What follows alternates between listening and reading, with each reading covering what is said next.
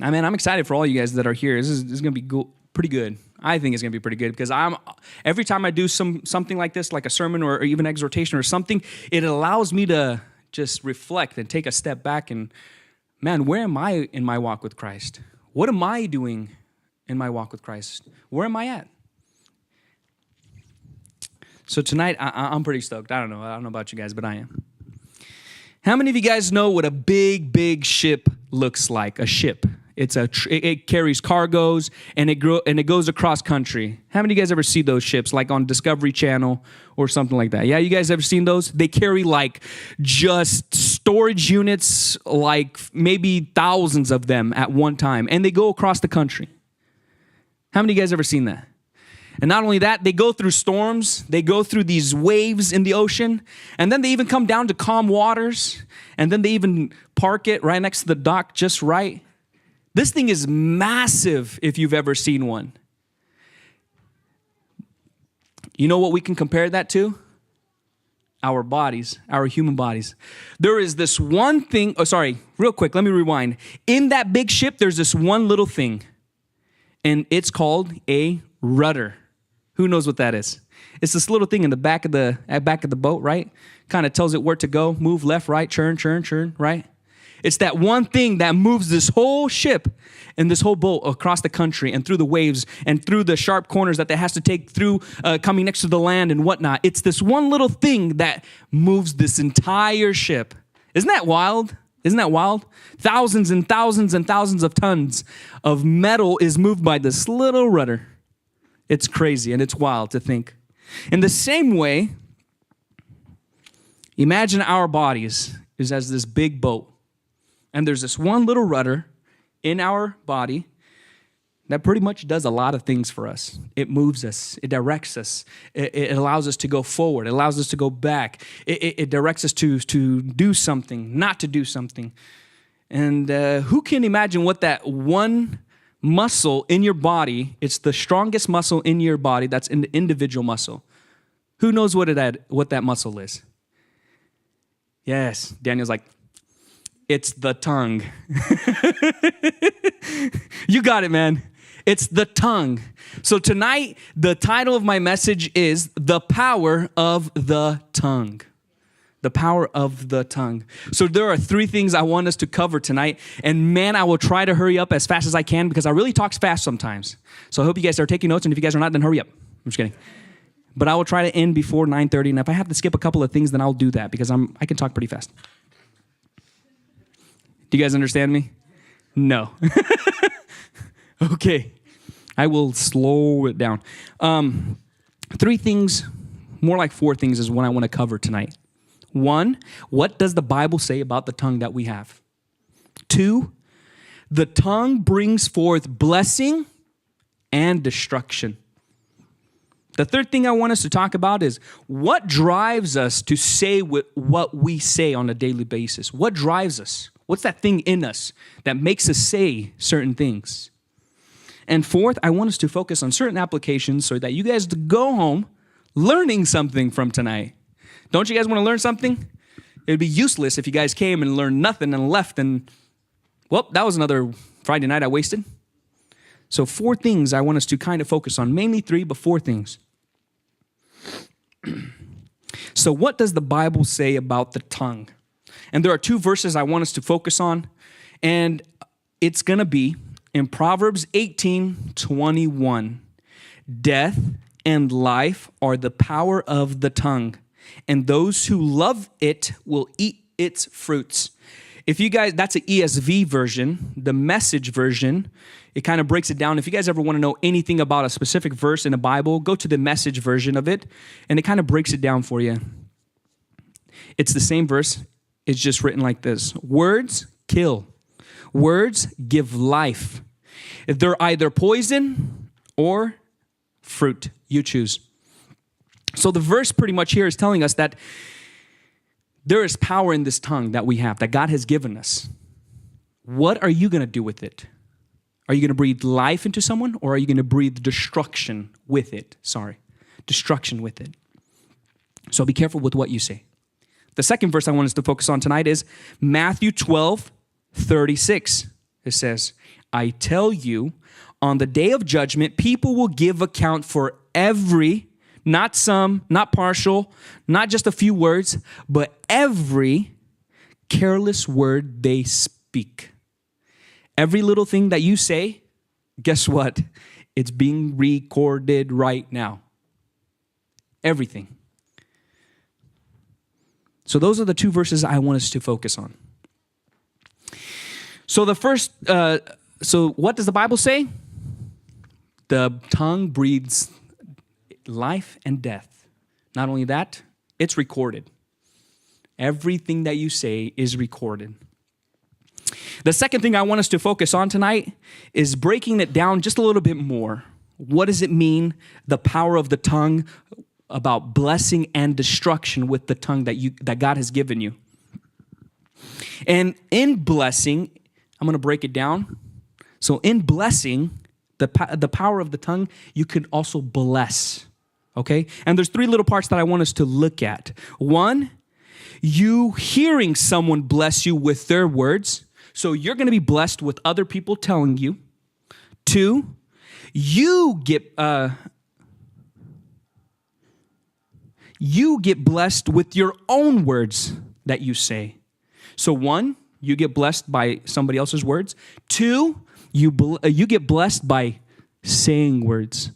And three, there are words from the Lord that get spoken into your life. So those are three little things I want us to talk about. And I'm going to give scenarios. The first one is you hear words and you get blessed through them. So this last weekend we went up to Tahoe. And we, as a group of 19, got together. We heard some sermons. We heard some people, Eddie speak. We heard our individual conversations between each other get spoken to us. While we were up there, we were trying to hear from the Lord. God, what do you have in store for us? What do you want for this next year? And us hearing these sermons, us hearing these words that were given to us in our lives, blessed me more than I could imagine. Someone telling me, there was a few pastors that we were listening to, some of them they were telling us, you have a calling in life. Be open to the word of God, Have an open mind. Maybe, another word was maybe, just maybe God is with you in everything that you do. Just maybe. So that means take a leap of faith, because just maybe God is with you. So God is with you. So I'm hearing this and I'm learning this, and the people that were there, they were encouraged by this. So when you hear words of encouragement, you feel blessed by it. You have a sense of purpose. You have a sense of direction. God, I heard from you. You told me that this year we're going to talk about holiness. Not only that, we're going to do great things this year. And I already am having the chills because, man, God is so good. He told me, I'm hearing these words, man, that things are not going to be the same anymore in my life. Things are going to change in my life. There's a reason that you're on this planet. Not only that, it was awesome because the staff that were there, besides the leaders, we wanted to pour into them. We wanted to bless them. We wanted to encourage them, saying, hey, man, you have leadership positions ability. You have more than you see in your own eye, more than you feel. We see that you're always coming to church on time. We see that you're practicing way before church starts. You're here all the time. Man, you have this great talent, this ability to come on time, this ability to be able to be trusted. And it was great for these guys that were there. We were able to encourage them and build them up. So the words that were spoken to them, spoken to me, blessed me more than I could imagine. So that's one way that words that are spoken, I can get blessed. You can get blessed. Two, the next scenario is your words can be a blessing to you. Imagine you're going to a job interview, right? And you do your study and you do your due diligence. You're like, oh man, I'm about to get a job. I should maybe learn about this. What do they require? What do they need? Do I have that set of skills? Do I have that set of talents? The boss, the CEO, what does he like? What is he good at? And when you go to the job interview, you are prepared. You're prepared. You want to get that job because when you do, you get blessed. Money, which in order it allows you to get, health insurance, a house, a car, whatever it may be, to be able to travel and do other things in the world, right? So the words that you say, and if you ever go to a job interview, you try to say the right things, right? Man, what? You guys need somebody great at being a mechanic? Oh, man, trust me, I fixed like 100 cars already. I've built on the side on my own projects. And they look at you and they're like, man, this guy is actually pretty talented. He knows what he's talking about, right? And they hire you. And they hope they hired rightly. But with your words, you can be blessed.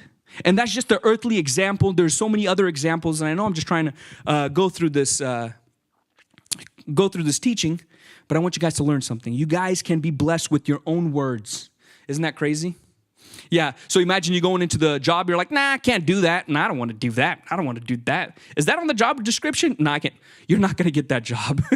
You're not going to get that job. So heads up, okay? Your words, the words that you say can bless you. The third scenario that words can be a blessing to you are the words from God.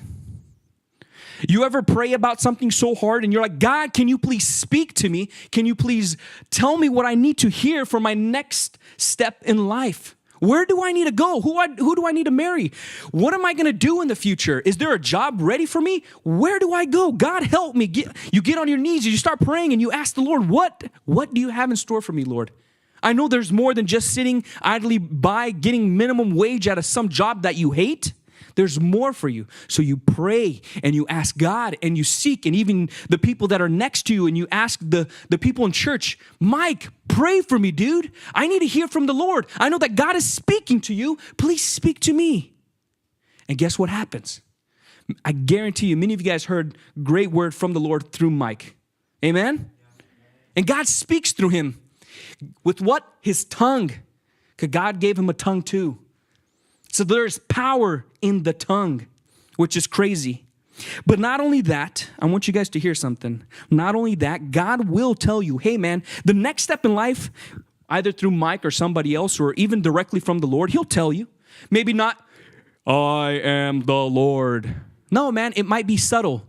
Man, God is telling me, God is opening doors. God is showing me direction. God is telling me which way to take by these doors that are being opened every step of the way that I'm pursuing this so forth avenue. But there's that other part that if you guys ever get chastised from the Lord, or if you guys ever get, what's the word called, corrected by the Lord, if it's from the Lord, guess what? That's still a blessing. If you're on the wrong path, God's telling you, hey man, come back. Hey man, get back on the right path. You're not doing this right. You're not doing this right. And you hear it from the Lord. You know what that is? That's a blessing from the Lord. Thank God that he's bringing me back on the right path, because there will be eternity in heaven or eternity in hell. So those are the three little things I want you guys to focus on when it comes to blessing. The next part is destruction. With your mouth, it can kill. Do you not understand that? It can kill. And there's two different ways that I want us to look at this word. That with your tongue, there comes out destruction. And in a couple of ways. One, you can destroy someone with your words. Two, words you hear can hurt you as well. And I'll explain that in a second. So the first part, the words that you say, the words that you speak, the power that you have through the tongue that God has given you, is imagine you tell your friends, man, you suck. You want to learn what? Man, get out of my way. You don't know what you're talking about. And they come up with this great idea. Man, I'm trying to learn this language, and I'm trying to do this, and I'm pursuing this avenue. And your friend's like, bro, get out of here. You don't know what you're talking about. Ain't nobody going to fund that project. Nobody cares what you say. You see what I mean? Your words can destroy someone. And when they hear that word, no, I can't do it. They take it personal. They take it inside. Mike was talking about the voices that happen in your head. They do. They are there because that's the devil's greatest little lies, those little lies in your heads. Man, they told me that I'm not good. Man, they told me that I suck at this. Where in the Bible does it tell you you, to destroy my dreams? Where in the Bible does it tell you to hate someone? Where in the Bible does it tell you to hate your enemies? It actually doesn't tell you that. It actually tells you love your neighbor as yourself. Love your enemies. Isn't that wild? Isn't that crazy? So your words can destroy someone. Think about that. Haven't you ever heard those words in your life? Man, somebody told me I can't. You want to go to what school? Do you know how much it's going to cost you?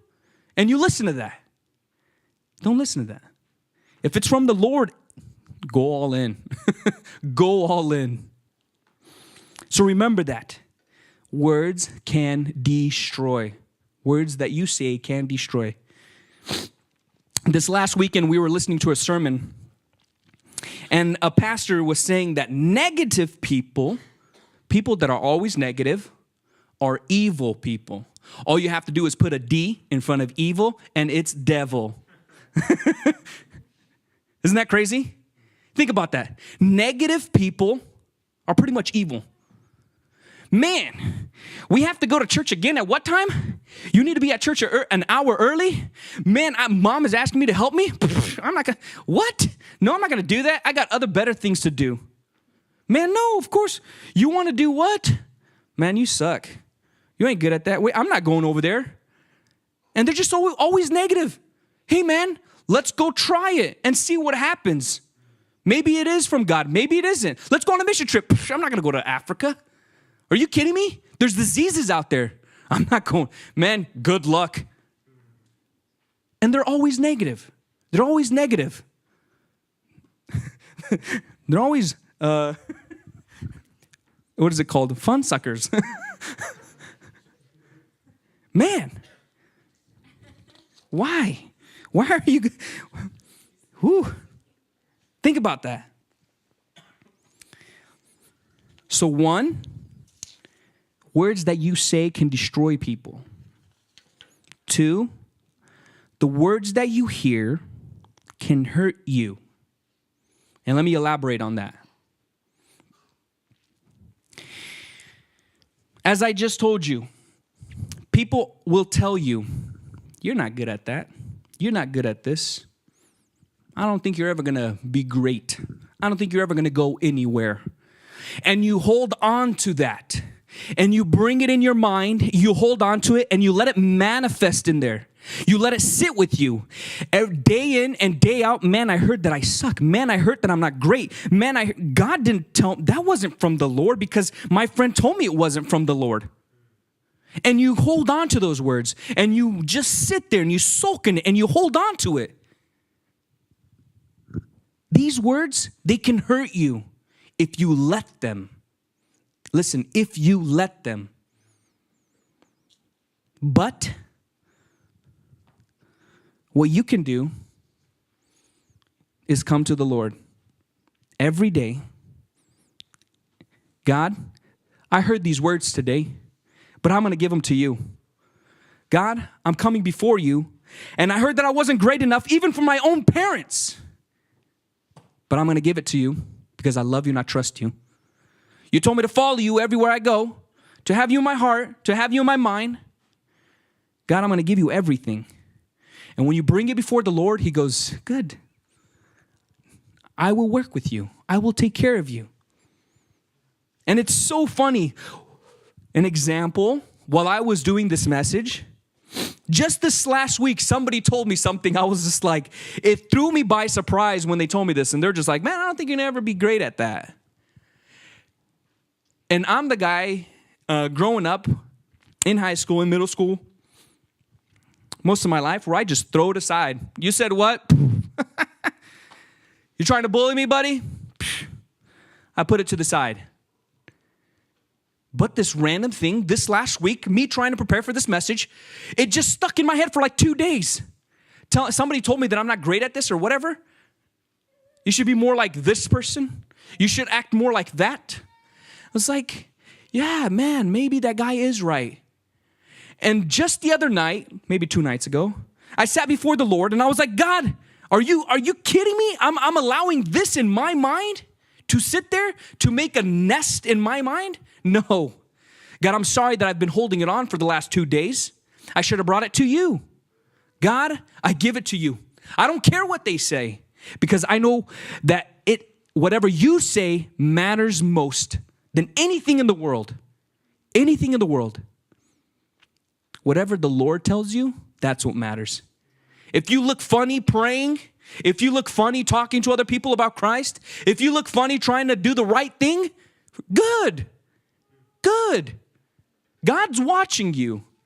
God's saying, good and faithful servant. Good. He's our Father. He's our true Father. Remember that. Remember. So dreams words can bless. Also words can destroy. But if we bring it to the Lord on a daily basis, God will help us. God will help us, and God will be there with us. Bring it to him. A third part to this is I want us to look at the science that happens in our mind when we hear certain words. When you hear certain words. So what happens in your mind, in your brain? When somebody ever tells you words of encouragement, words of motivation, words of uplifting, words of desire to do something great. Man, there's a great project. Let's go do it.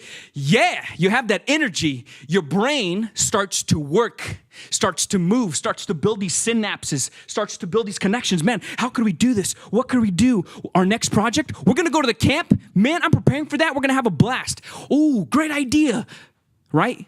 Your brain starts to move. These synapses in your brain starts to connect, start to make more synapses, which allow you to get more ideas and more inventions and more motivation. And you start to motivate yourself. That's what happens in the brain. But if you always hear words of humiliation, man, you suck. Words of embarrassment. Ha, ha, ha. Did you hear what that guy did? In front of everyone, right? Words of embarrassment, words of, words that hurt. Words that are worthless, when you hear that all the time, guess what happens in your brain? Your brain actually slows down. That's why you see people that are just like, man, they're always over there in the corner. Man, maybe I am like that. Man, your brain starts to shut down and you start to believe those lies. And your synapses in your brain don't connect. And you just sit there and... So that's crazy. There's science behind that happens. So if you ever see someone down and always distraught and always by himself and God knows what, they might be going through that stage of their life. Man, they might be depressed. They might be going through something that they're hurting. But the truth is always the other way too. If someone's always happy, maybe they're trying to hide something, but only God knows. I know that's a different situation. You guys are bright. You guys understand. But there's a lot of things that happen in your brain. You don't want to come to church anymore. You don't want to be involved with your friends anymore. Nah, man, some other time. We'll hang out some other time. So there's a lot of things that happen in your mind. So remember that. The first thing that we spoke about was the Bible verses, right? That there's the tongue can breathe life and death. The second thing we talked about is there is power in your tongue. It can bring out blessing. It could also bring out destruction. And the last thing I want us to talk, second to last thing is how or what drives you or what drives some of you guys to say certain things. What drives you to say certain things? In Matthew 12:34, it says, "You brood of vipers, how can you who are evil say anything good? For the mouth speaks what the heart is full of." So what I hear from this is out of the overflow of the heart, the mouth speaks. Imagine you're going on a trip, man. You guys are planning it for a week. All you can think about is you're excited about this week, man. I got to pack. I got a whole week that I'm going to go on. I'm going to be having a good time going fishing, right, Mike? We're going to be packing some hard stuff. We're going to be getting all our gear, some fishing gear. Man, should I go buy more things? No, I shouldn't go buy more things. I already got everything. And you just get excited for a whole week, and you're just like, man, I can't stop talking about it. And every time your friend sees you, you're just like, oh, my God, that guy's going to talk to me about fishing again, right? But The guy's super excited, and he's like, man, I can't wait to tell you because this weekend is going to be great. This leadership is going to be great. This summit's going to be awesome, dude. I can't wait for you to come. I can't wait for you to come. So that's all that's on their mind, right? And they're just full of it, and they're just filled with it, and that's all that comes out because that's all that's on their heart. Do you see that? You guys ever experienced that? Mom, Dad, I can't wait to tell you I got an A in the class. I've been a C average student, but I got an A. Right? You can't wait. But in the same way, if we fill our hearts with love, with the word of Christ, with the way that he thinks, right? The WWJD, what will Jesus do? Attitude. We will always have that in our hearts. If we're reading the word and we're constantly praying, then we're going to be constantly having that to speak to others about. Man, God just saved me from something horrible. Man, I was in a tragedy and God got me out of that. I was going through something. Man, if only you know the Lord.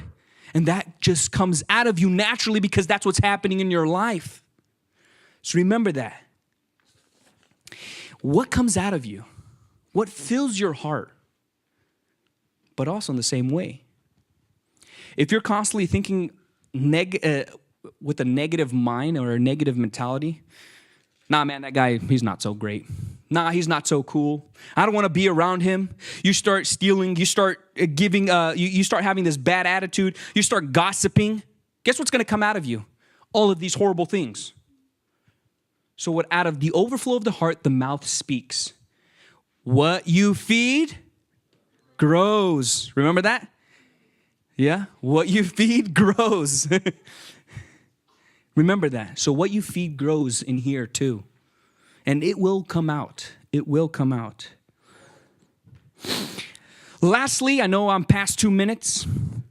Application. I want you guys to take something home. Maybe some things that you guys can take, concrete things, and go home with. There are 1, 2, 3, 4, 5, 6, 7. No, I'm just kidding. 1, 2, 3, 4, 5 things that I want you guys to quickly grasp.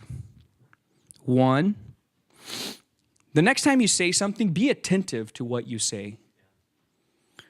Stop, think, and then respond. Are you the guy who constantly, hey man, what are we going to do tomorrow? Blah, blah, blah, you're the first guy to throw out your answer. I used to be that kid. I'm a little less that kid, right? Because he's my father, I'm his child, I'm a kid. But I used to do that when I was younger. Just straight, whatever comes out of my mind, sometimes it's not the smartest thing, man. People are looking at you like, okay, dude, calm down. So be attentive to what you say because there is power in your tongue, right? Second, what are you filling your heart with? What are you filling your heart with? Is it the Bible? All right, that cliche, is it the Bible? Man, there's so many words of inspiration. There's so much truth in what the Bible tells you. It's insane. If you literally just take a step back and read the words of what God has to tell us, there's so much that we can fill our hearts with. And they're heavenly things, which is awesome. But then there's that other aspect. What are you watching? Think about that. What are you watching at home? What are you watching? When you're all alone, what are you watching? You know, when I was younger, I used to watch horror movies, and now I hate horror movies. I don't know about you guys, but that's just not right. You're feeding yourselves with pretty much demonic things. That's what you're feeding yourself with. So watch what you're watching. Gossip shows, oh my goodness. You ever go into watching a show and you're super calm and when the movie's over, you're just like, did you just hear what they said? And oh my, and you have this attitude about you, just like all of a sudden something changes in you and you're just like, where did that come from? Right? Watch through the little drama that live TV, I don't know what those channels are, reality TV, man, those are the dumbest things ever. Please excuse my attitude, but that's what really happens inside your brain times a million. Did you hear what that guy said? And then you start talking to your friends, man, did you watch that show? Because, oh my God, God knows. You're just like, what are you talking about, man? What are you talking about? And your attitude starts to change, and the way that you speak starts to change, and you start to get annoyed with people because, man,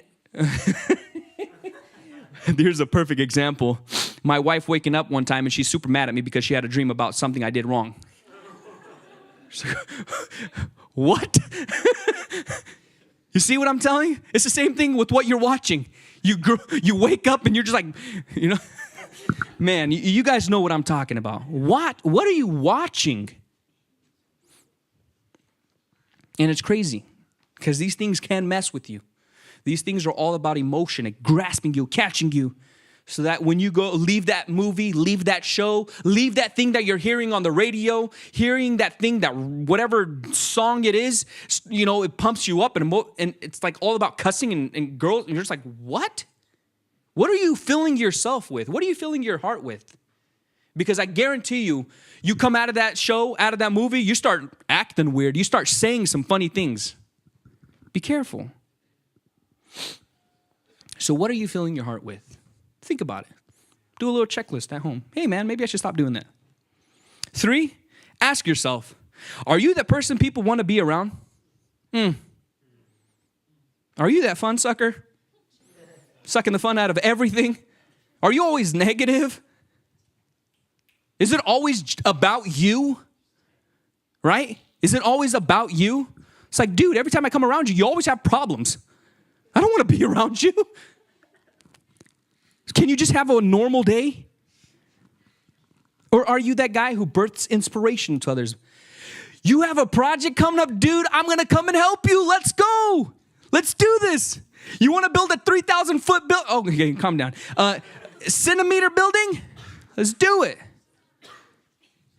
It's hard too. More like a millimeter. Okay.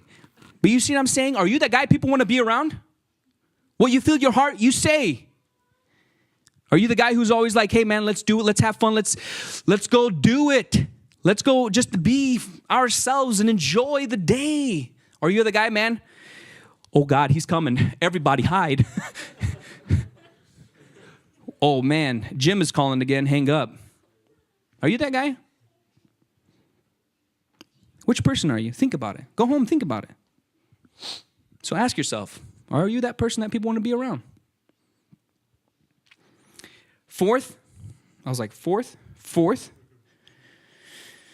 even the wise keep their mouth shut. You have a room full of people and everybody's talking, and there's that one person in the corner who's not saying much, but it's funny because you can be perceived as the wisest person in the room because you're not throwing out dumb ideas. You're keeping your mouth shut. But then again, I just told you, your words can destroy people. If you're having a bad day and if someone starts talking to you and you're just like, I hate you. Whoa, maybe that day you should have just, maybe you should have just kept your mouth shut. But you know what's funny? Your attitude brings forth what you say. What's your attitude like? Think about that. And lastly, the 5th one, give it to the Lord. It is easy to hold on to the things that people tell you. Forget that. Give it to the Lord. Trust Him. The other day, I watched like a 15-minute video about this pastor who was just talking about trusting the Lord. Trust the Lord. It's a wild concept. It's a wild idea, but trust the Lord. When things are going sideways and people are telling you no, naysayers and whatnot are coming from the left and the right, don't listen to them. Don't listen to them. God has some great plans for you. It's what He says that matters the most. Amen? So let's go ahead and stand up. These applications, I pray that you take them home. I know that when I do these things, they impact me the most, first of all. And there are things in my life that I need to be careful with what I say. Are the words that I'm saying bringing forth life or destruction? There's so many times in my life where somebody comes to me and they're like, hey, man, did you hear what that person did and that person did? And I look at them and I'm like, man, why are you always that negative person? Can't you just inspire someone for once? Can't you breathe life into that person? And I love it because when they come to me, I'm just like, you need to stop. You need to change that attitude about that person.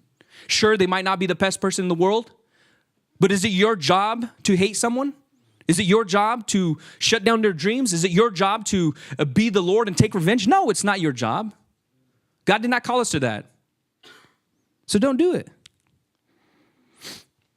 And then finally, go home. I gave you all of these great examples, great little applications that you can take home.